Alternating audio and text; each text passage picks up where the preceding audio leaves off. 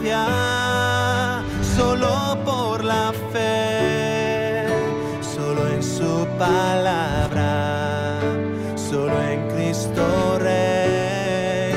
Al sea la gloria por su eterno amor. Señor y Padre, te alabamos y te bendecimos. Y te damos gracias por esta nueva oportunidad que tú nos concedes de acercarnos a tu palabra, Señor, para estudiarla.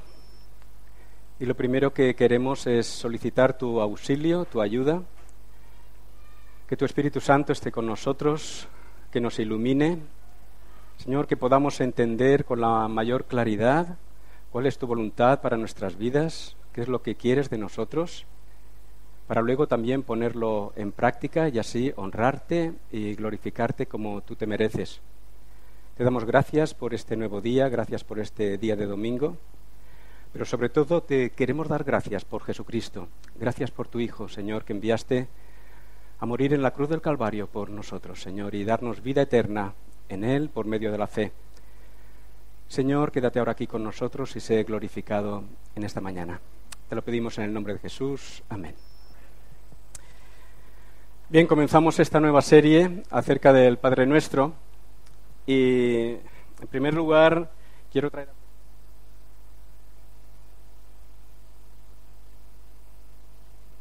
para aquellos discípulos de Jesús el privilegio que tuvieron de poder escuchar orar a Jesús. ¿Creéis que alguien ha orado como Jesús alguna vez? Estamos llenos de carnalidad, estamos llenos de muchos defectos, ¿verdad? Nadie puede tener un espíritu tan puro, ¿no?, para orar como Jesús. Aquellos discípulos, sin duda, estaban impactados por cómo oraba Jesús y creo que ese también ha de ser nuestro deseo, aprender de Jesús a orar como Jesús. Quiero dar comienzo a este estudio compartiendo con vosotros un relato ficticio de lo que podría haber sido la experiencia de un discípulo de Jesús la primera vez que escuchó a Jesús orar el Padre Nuestro.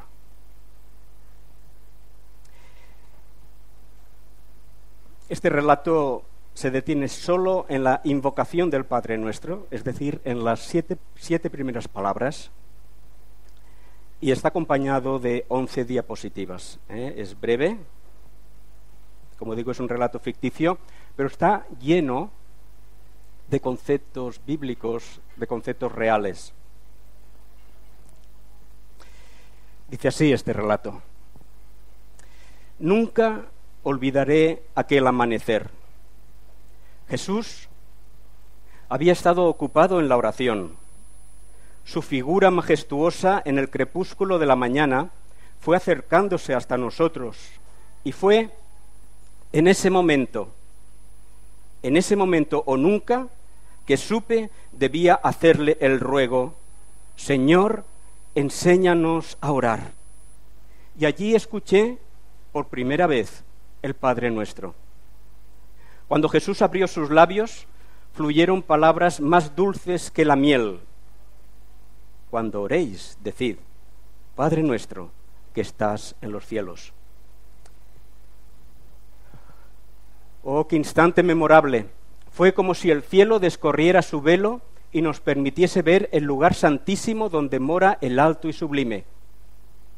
Con su verbo, Jesús nos estaba acercando al trono de Dios, y a la vez el trono condescendía y se convertía en un regazo acogedor e íntimo como el de un padre. Fue una experiencia maravillosa y un regalo inolvidable para nosotros. Hasta entonces la oración había consistido para mí en meras repeticiones de palabras aprendidas a los pies de los escribas, fariseos y doctores de la ley. Incluso había llegado a sentirme orgulloso de mi piedad, ya que mis oraciones superaban en cantidad y elegancia a la de muchos de mis hermanos y condiscípulos. Pero qué huecas y vanas me resultan ahora tras aprender del Maestro. Padre. Esa fue su primera palabra, Padre. Jesús nos abría un camino nuevo al encuentro de nuestro Dios, un camino que llevaba al centro mismo de su corazón. No tardé mucho en descifrar las implicaciones de este comienzo. Si podía dirigirme a Dios como Padre, es porque Él me recibía como hijo, y en aquel mismo instante experimenté la gracia de saberme hijo de Dios. Loado sea Jesucristo, por medio del cual llegué al Padre. Con qué placer y confianza he orado desde entonces, sabiendo no sólo que era amado y oído por Dios, sino que Él estaba de mi parte. Ahora todos los recursos del Omnipotente se hallaban a mi alcance. Más aún, iban a obrar para mi bien.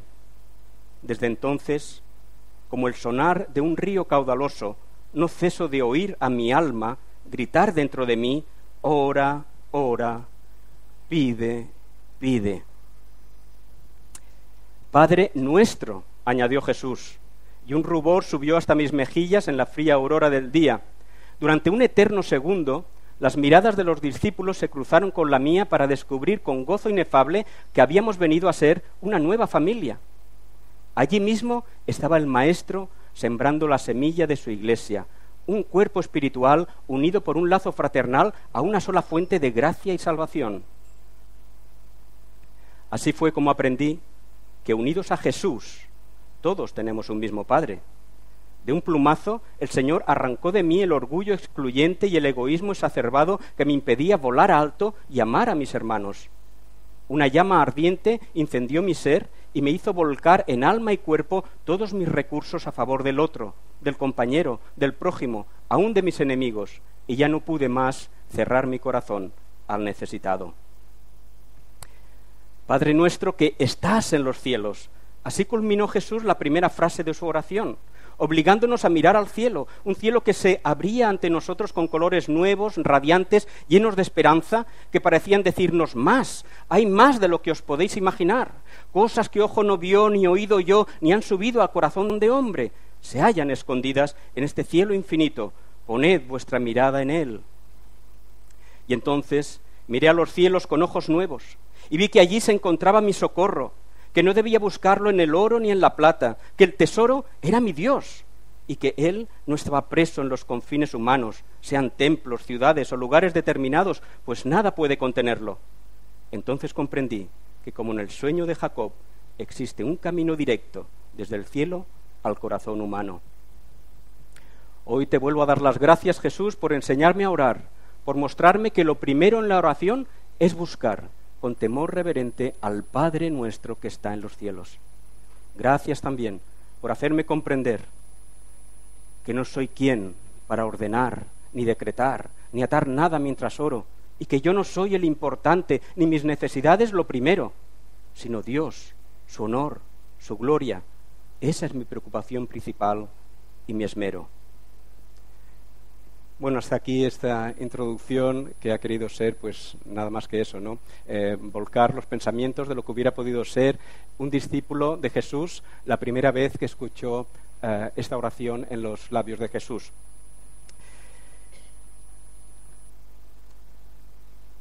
Bien, vamos a comenzar por tener esta lectura conjuntamente que hallamos en Lucas, capítulo 11, los versículos del 2 al 4. Como veis, es el Padre Nuestro. Y ya que la tenemos aquí, pues la podemos leer todos unidos, todos juntos, y recordar pues las veces que la hemos orado, bien privadamente o bien en comunidad. Entonces, si me acompañáis juntos, podemos hacer esta lectura. Padre nuestro, que estás en los cielos, santificado sea tu nombre. Venga tu reino, hágase tu voluntad, como en el cielo, así también en la tierra. El pan nuestro de cada día, dánoslo hoy, y perdónanos nuestros pecados, porque también nosotros perdonamos a todos los que nos deben. Y no nos metas en tentación, mas líbranos del mal. Amén. Esto es lo que hallamos en Lucas. Y ahora sí que os pido que abráis vuestras Biblias en Mateo capítulo 6, los que tengáis la Biblia a mano. Y vamos a leer allí los versículos del 9 al 13, donde también se encuentra esta oración. La vamos a leer con atención. Yo mismo voy a hacer la lectura y quiero que os fijéis si veis algún, no diré desacuerdo, pero sí alguna diferencia entre lo que vamos a leer ahora en Mateo y lo que aparece en el Evangelio de Lucas. En el Evangelio de Mateo leemos: vosotros pues oraréis así: Padre nuestro que estás en los cielos, santificado sea tu nombre, venga tu reino, hágase tu voluntad como en el cielo, así también en la tierra. El pan nuestro de cada día dánoslo hoy, y perdónanos nuestras deudas como también nosotros perdonamos a nuestros deudores, y no nos metas en tentación, mas líbranos del mal, porque tuyo es el reino y el poder y la gloria por todos los siglos. Amén. Y ahora a trabajar un poquito más. Venga, decidme qué diferencias encontráis. Va, alguna diferencia que hayáis entre Lucas. Miguel.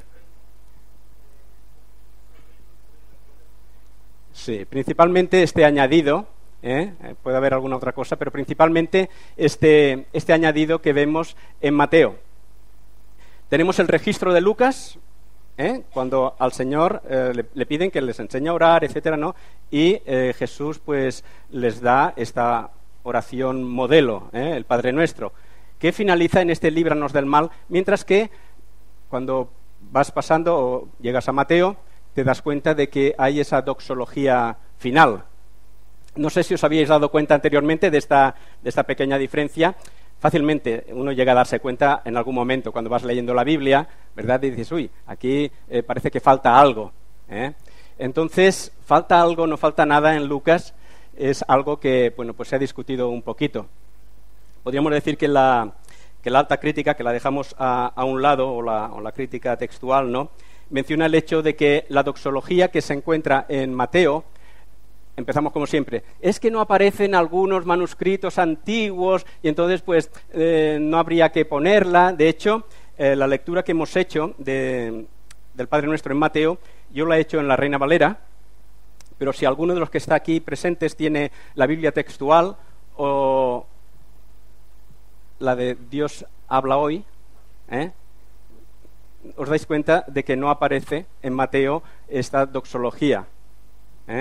Entonces vemos que algunos evitan colocarla, quizá en su conciencia piensan que porque no se halla en algunos manuscritos antiguos no habría que situarla en la Biblia, pero podemos estar convencidos de que, en primer lugar, sí que se encuentran en otros manuscritos igualmente antiguos, y en segundo lugar, forma parte indiscutiblemente, ¿no?, de lo que es la alabanza al Señor después de una oración. Fijaros, hemos de pensar que siendo la oración modelo, una oración tan importante como guía, como instrucción, el Señor Jesús no la diera en una sola ocasión.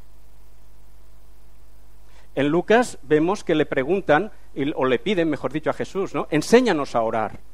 Entonces el Señor les muestra esta guía, esta dirección de cómo dirigirse al Padre, cómo pedir, etcétera, ¿verdad? Y lo registra el evangelista Lucas.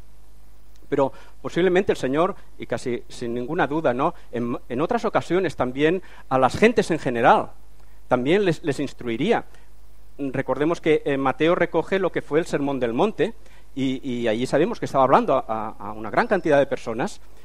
Y allí sí que posiblemente añadiese Jesús esta doxología final, como una norma litúrgica que también pues se podía tener cuando se enseña para finalmente todo el pueblo, toda la congregación, pues acabar en alabanza. Por lo tanto, con toda tranquilidad podemos decir que no hay ninguna disfunción en que en Lucas no aparezca la doxología, que en Mateo aparezca la doxología.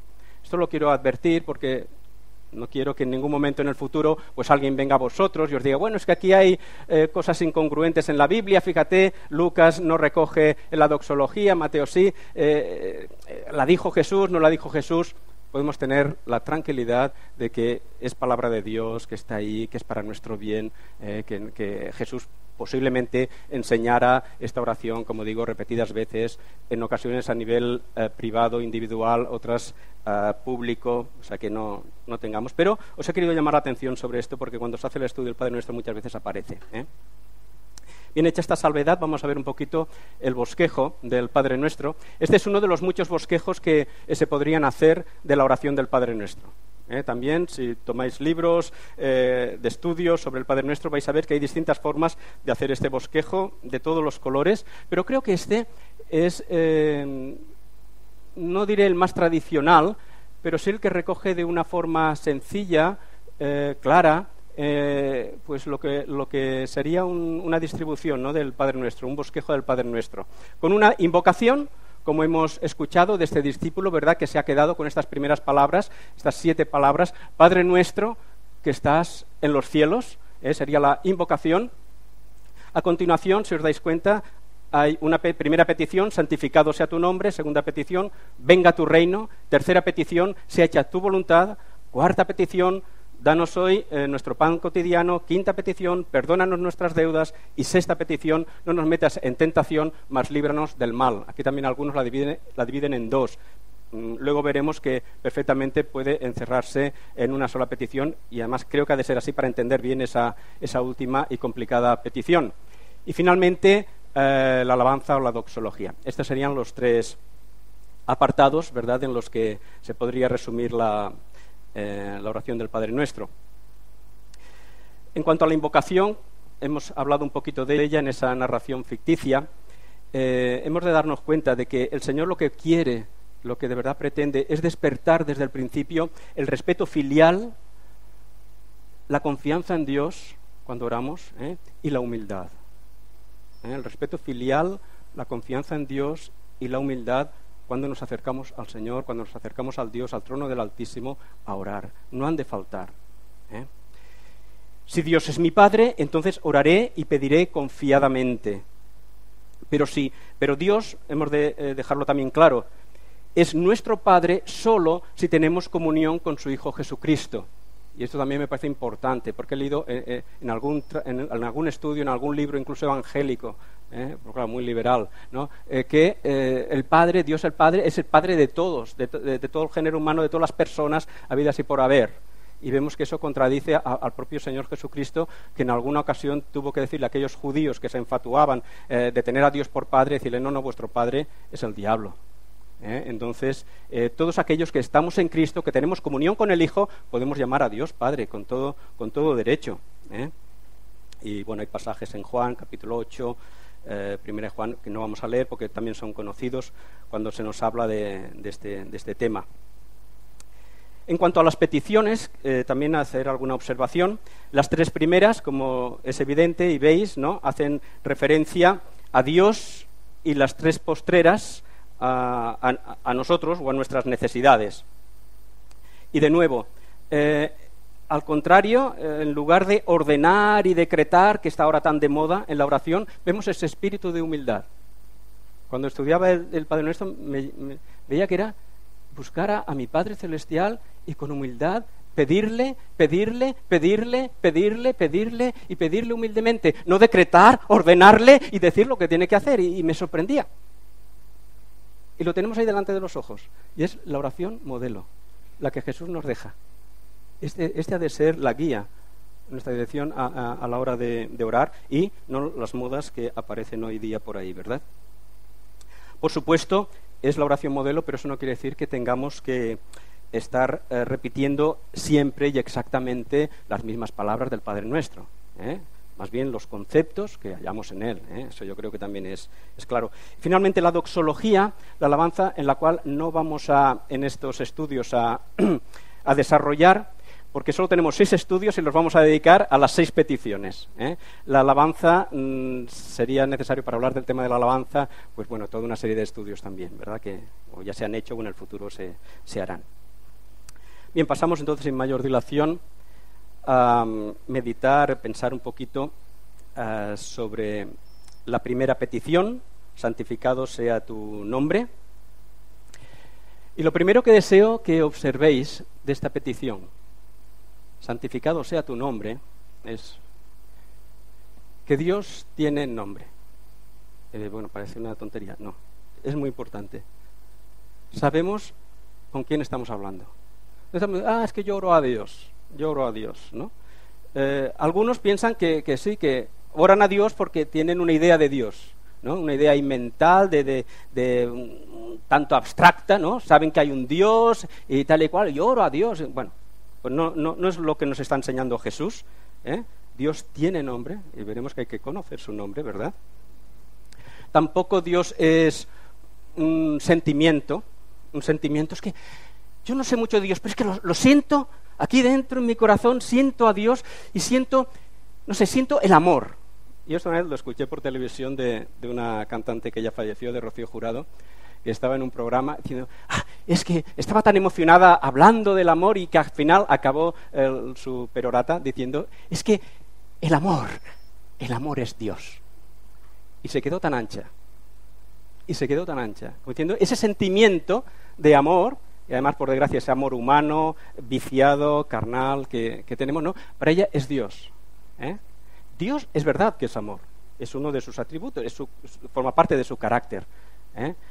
Pero no podemos caer en lo contrario. Ese sentimiento del amor, que uno tiene, pues es Dios. Bueno, Dios tampoco es la madre naturaleza.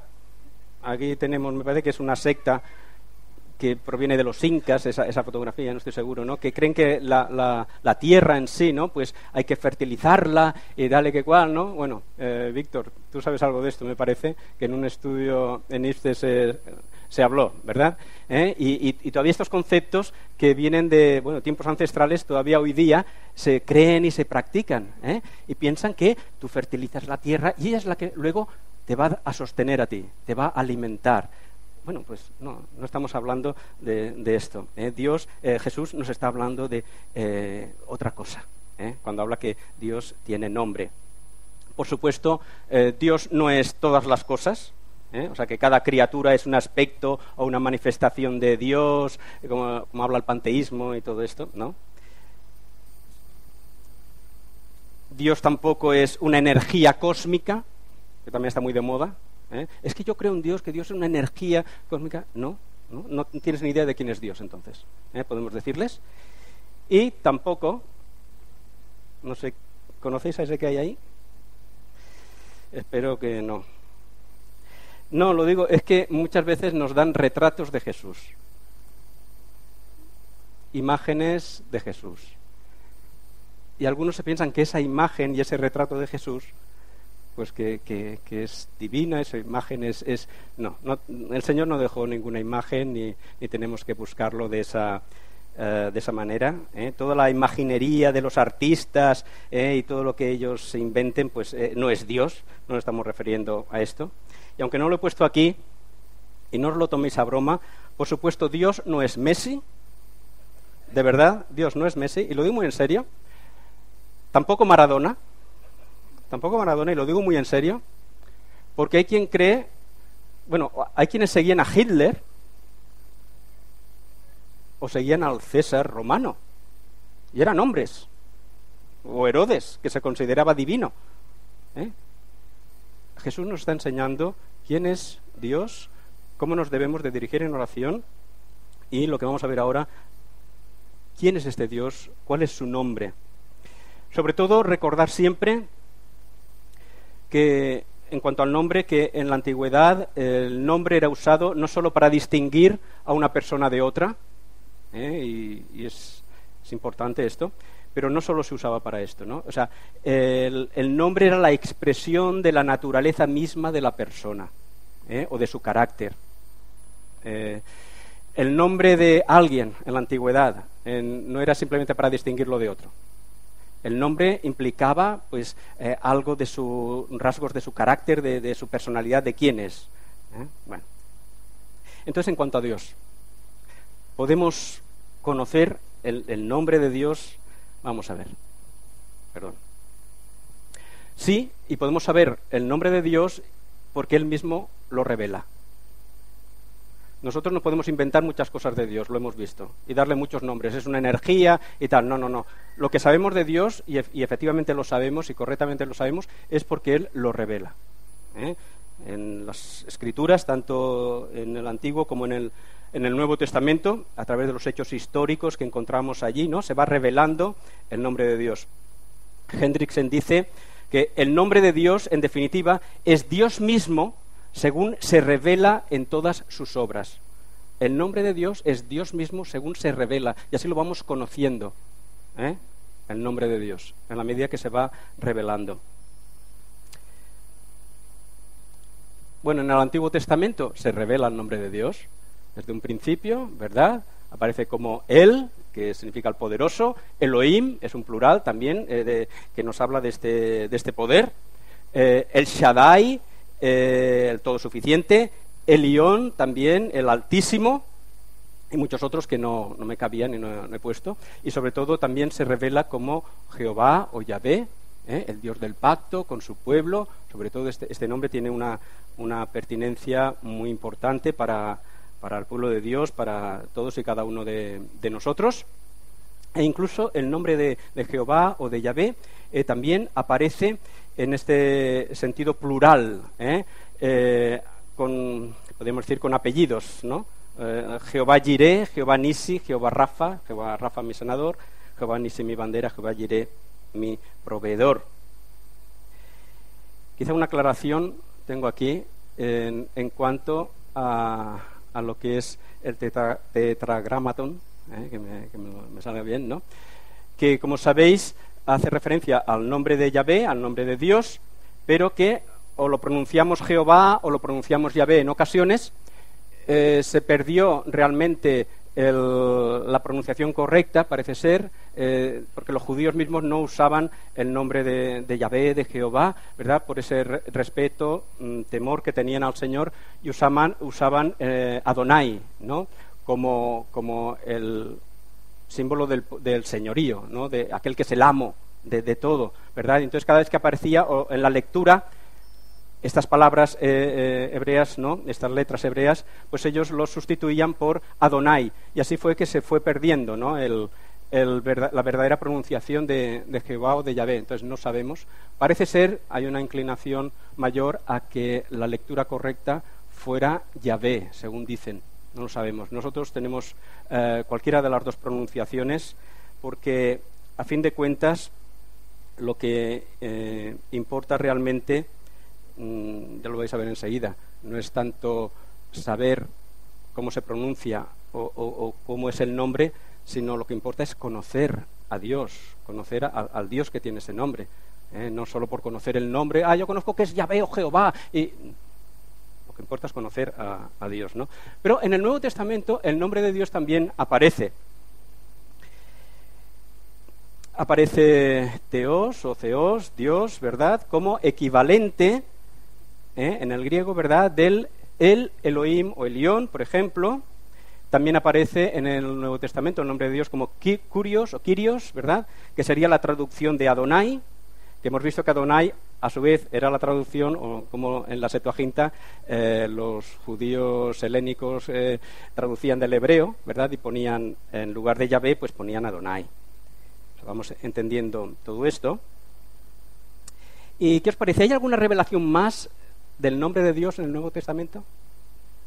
Porque estaba leyendo a Berkov y, curiosamente, este hermano solo hace mención de estos dos nombres, y hay un tercero que menciona pero que no se atreve él no estaba muy seguro, ¿no?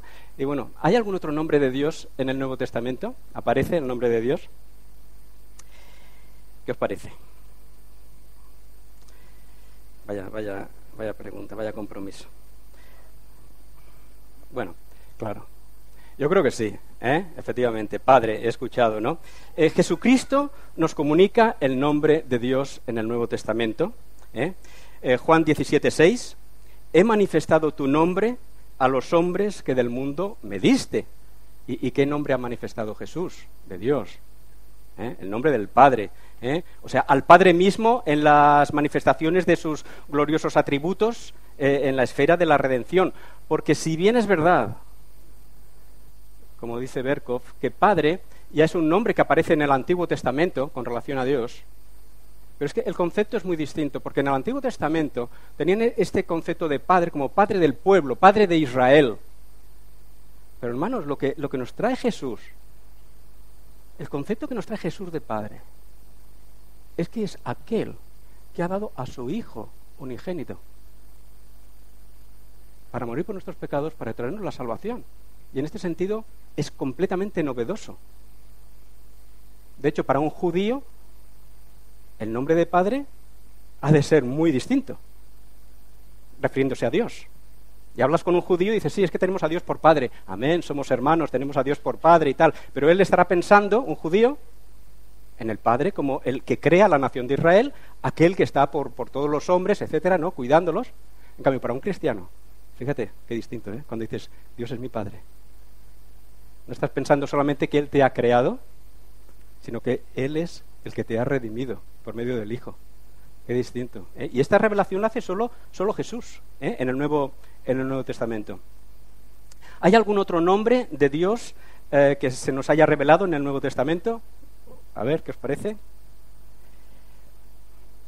Esto ya son sugerencias mías, ¿eh?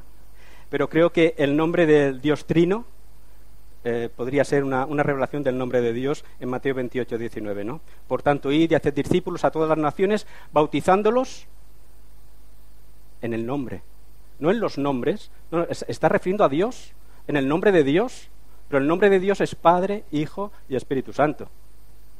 Ahí vemos cuál es el nombre de Dios también. De ahí también podríamos sacar enseñanza. Y quizá, me he quedado aquí, el Padre, Dios y Padre, nuestro Señor Jesucristo. Pablo usa mucho esta expresión, el Trino Dios, en cuanto a que es en el nombre del Padre, del Hijo y del Espíritu Santo. Y quizá Jesucristo también. Es la revelación que hallamos en el Nuevo Testamento del nombre de Dios.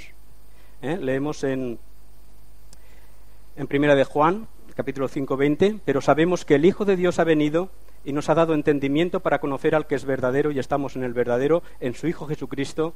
Este es el verdadero Dios y la vida eterna. ¿Podemos sugerir también este nombre? Ahí lo dejo. Y quizá algún otro, pero ya no sigo. Pero, ¿qué os parece? El Verbo sería una referencia al nombre de Dios, porque en el principio era con Dios, y era Dios, el Verbo. O sea, sería el nombre. Bien, dejo ahí estas sugerencias. Por lo tanto, lo importante, al final de todo, no es conocer estos nombres, sino conocer y tener una relación personal con este Dios, que se ha revelado con este nombre o con estos nombres. Esto es realmente lo importante. Porque el conocimiento meramente del nombre puede llevar y creer que este nombre es algo sagrado, porque ahora sí que conozco cuál es el nombre de Dios, y eso me va a traer suerte, porque conozco el nombre de Dios o porque lo uso. A veces en las oraciones algunos piensan que si han orado y no han mencionado en el nombre de Jesús, o porque se ha mencionado el nombre de Jesús al final en la oración y se ha pedido en el nombre de Jesús, automáticamente esa oración llega al Padre, cuando en muchas ocasiones, como antes estábamos orando, hemos dicho, las oraciones de muchos creyentes no pasan del techo, porque están cargadas de impiedad, y están cargadas de egoísmo, y están cargadas de falacias, y con la boca están pronunciando esa oración y el corazón está muy lejos de Dios, ¿no? Entonces hemos de ser muy claros en esto. Bien, pasamos a la segunda parte. Creo que tendremos tiempo suficiente. ¿Esto tengo que darle aquí? Sí. Santificado sea tu nombre. Ahora veamos qué significa santificar el nombre de Dios. Y creo que esto es lo más importante de todo.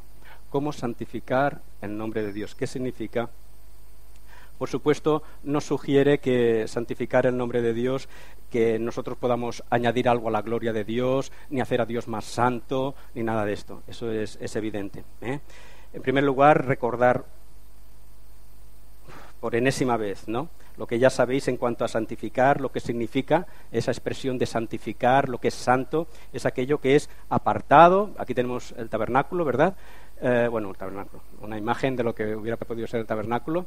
Y recordar que santificar significa separar algo de las cosas de uso común para un propósito sagrado.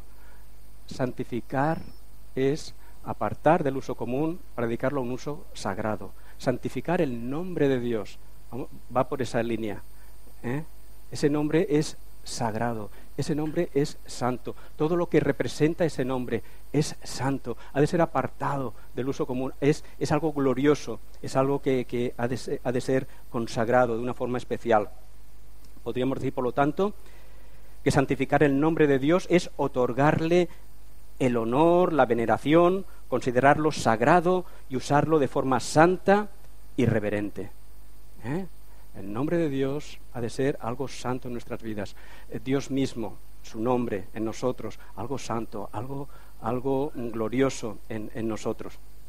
La primera pregunta que hacemos es, ¿realmente el mundo creéis que santifica el nombre de Dios? ¿Es el nombre de Dios santificado en el mundo? Sí, no, en absoluto. Es muy triste, pero es así. Estamos en una sociedad en la que vemos que en absoluto es santificado. En vez de ser el nombre de Dios santificado, el nombre de Dios es ultrajado. Con la boca dicen barbaridades de Dios. Bueno, hay una irreverencia total por las cosas de Dios. Bueno, cuando empiezas a hablar de Dios parece que la gente se pone a dormir, ¿no? O sea que a mí me hablas de Dios y no me sirve para nada. Otros emplean el nombre de Dios, como aquí Santa Bárbara creo que solo se acuerdan de esta santa cuando truena o cuando hay peligros, entonces se acuerdan de Dios. Personas que nunca han reverenciado el nombre de Dios y cuando están en una necesidad y tal, ¡ay, Dios mío, ayúdame! Y tal. Bueno, ¿esto a qué viene? Esto es una burla de Dios. Yo dirán, nunca te acordás de mí, estás blasfemando de mí y ahora vienes y ¿a qué vienes, verdad?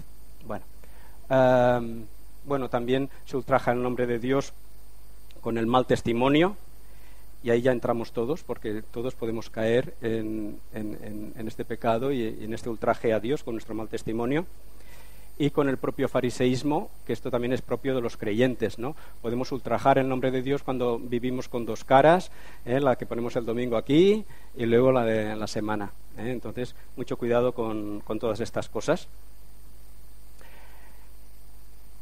Vamos a leer esta cita, porque pedir que el nombre de Dios sea santificado significa también que nos impone el deber de descubrir qué aspectos de nuestra vida lo deshonran. Y leo aquí a continuación esta cita. Oh Padre amado, sea santificado tu nombre en nosotros. Esto es, yo reconozco que desgraciadamente he profanado tu nombre con frecuencia y que con mi orgullo y llevado por mi propia honra y mi propio nombre blasfemo de tu santo nombre. Por tanto, ayúdame mediante tu gracia, a fin de que mi nombre perezca en mí y no haya en mí más que tu nombre y tu gloria. Amén. Cita de Lutero, nada más y nada menos. Con razón, él se examinaba a sí mismo y sabía cuán lejos estaba de santificar el nombre de Dios con su conducta, con su vida, con su orgullo, con todo lo que uno es. No le estamos dando la gloria, la honra que el Señor se merece. Y ahora ya acabamos positivamente. ¿Cómo santificamos el nombre de Dios? Pues bueno, ¿cuándo lo santificamos? ¿Cómo lo santificamos? Cuando lo anteponemos a Él en nuestras vidas por encima de las cosas más queridas, ¿no? Hay muchas cosas que hay en el mundo que nos atraen y que en nuestro corazón ocupan un lugar importante. ¿Santificas el nombre de Dios? Cuando dices, no, en mi corazón lo más importante, lo primero, es el Señor. Entonces, estás santificando el nombre de Dios. También cuando le atribuimos a Él la honra de todos nuestros éxitos, en los estudios, en el trabajo, en el deporte, sea lo que sea, y le damos a Dios la gloria. No decimos, es porque yo valgo, porque yo me lo merezco, yo he hecho esto. No. Estamos dando y santificando el nombre de Dios cuando le das la honra por tus éxitos. También cuando ocupa el lugar más elevado en tus pensamientos, en nuestros pensamientos, estás santificando el nombre de Dios. Fijaros, nuestra mente, por desgracia, es el lugar donde menos se santifica a Dios. Nuestra mente a veces está liada en millones y millones de cosas y preguntar, bueno, ¿dónde está mi Dios? Tendría que estar en el primer lugar, tendría que estar santificando su nombre, porque lo que esté pensando luego también me hará hablar, a ver qué es lo que digo y a ver cómo actúo. Nuestra mente, por desgracia, está llena de muchas cosas. El Señor tiene que ser lo primero, y entonces todo enfocado en base al Señor, lo que pensemos, lo que hagamos para santificar su nombre y mirar de limpiarnos mucho nuestra mente en este sentido. Santificamos al Señor también cuando creemos en Él, cuando lees la Biblia y crees como un niño, estás santificando el nombre del Señor, cuando empiezas a dudar de todo y tal. Santificamos al Señor cuando le obedecemos, la obediencia es mejor que los sacrificios. Cuando amamos al Señor sin esperar sus regalos ni nada a cambio, ¿verdad? Él está santificando. A lo mejor hay pruebas, hay necesidades, pero tú sigues fiel al Señor, honrándole, dando gloria, le estás santificando. y también le santificamos cuando hacemos discípulos. Cuando en nuestra mente, en nuestro corazón, el deseo es compartir con otros este Dios santo, este Dios precioso, este Dios salvador. Estamos santificando el nombre de Dios cada vez que hacemos discípulos, que compartimos con la familia, con los amigos, etcétera.